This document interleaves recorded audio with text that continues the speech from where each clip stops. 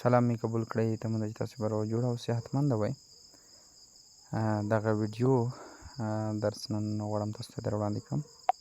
If somebody is treating you like you are nothing, If somebody is treating کچېرې یو څوک ستا سره چلند کوي you like you are nothing داسې ډول چې ته هیڅ هم نه یې.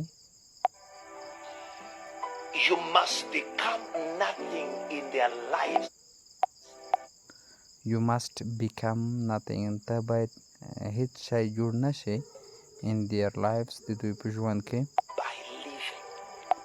by living په پرېښودو سره یعنې که چېرې څوک تا ته په ژوند کې اهمیت نه درکوي نو ته هغه پرېږده په دې سره ته کړای شي چې دی هم هیڅ شی ثابت نه کړي. Just live. فقط په پرېښودو سره